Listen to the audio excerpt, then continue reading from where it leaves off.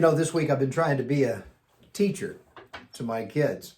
And I got to tell you that if it weren't for the fact that I have some great help, there is no way I could possibly keep my head about all of this. And there are days that even with all the help that I have, I wonder if I can.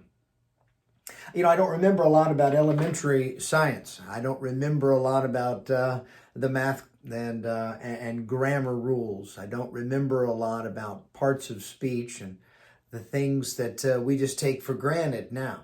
I don't remember the technical things for a lot of stuff. One example of that has been compound and mixture.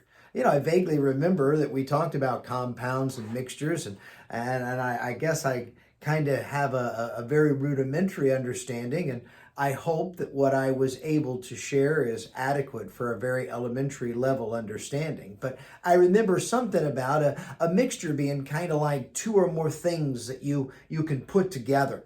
Like if you have salt and you put it into a glass of water. Well, those can be physically separated from one another again. And you can put that salt in the water, and then you can later evaporate out the water, and you can have the salt again. And the water is still water, and the salt is still salt. The difference there is that a compound is when you have something that's entirely new being made. It's neither the substance nor the substance, it's a new substance. This is what, when hydrogen comes together with oxygen, it makes water. Water is neither hydrogen nor oxygen. The salt that you put in the water is sodium and chlorine, and it's neither sodium nor chlorine. Now it's something new. It's salt. And that idea of something new being created is the idea of a compound. When you think about a challenge of life and you think about a hardship, a difficult moment, is it more like a mixture or is it more like a compound for your life, for my life? And by that I mean, do we think of a challenge as something that we're poured into and we are there for a while, and then when the challenge goes away, we are who we are? We're the salt that was in the water and then is removed from the water and started as salt and ended as salt. Or maybe we should be a compound. That when we're introduced to that challenge, we don't come out the other side exactly the same, but we come out the other side new and different. And the challenge wasn't something that merely we endured and went through, but it was something that had a real impact on who we were and who we became. The challenge wasn't something that we went into and came out of. A challenge was something that we went into and we grew and we changed and we morphed and we transformed and we became something better. And I would like to suggest to you that that's what I see happening in the early church. I think in the early church what we have is a situation where the challenges that they faced were not mixtures, that it was them plus challenge and then the challenge went away and it was still them.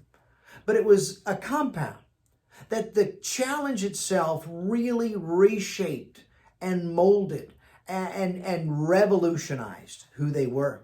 And I'd like to suggest that we have an opportunity to do the exact same thing. I would like to suggest that we can be compound Christians in the sense that we are molded, shaped, transformed, and made better by what we have before us in this moment. We've been working our way in this mini-series through the book of Acts and the history of the early church. And we looked at the fact that there came a time in Acts chapter 6 and Acts chapter 7, in between these moments where the world changed. And it wasn't the way they expected, and a new world was introduced. We talked about how coming out of that they had an opportunity to become new from the situation, a new you, a new me. And now we're going to be looking at the fact that down the road, we collectively as a body of believers, as a church, as a people of God, can collectively be different. And I think that's exactly what we see happening in our reading today. We're going to be going back to the book of Acts, and we'll invite you to open up your Bibles. We're going to be led in our reading this morning by Jason, who's going to be reading to us from Acts chapter 11. Invite you to open up there as we begin our study in the Word.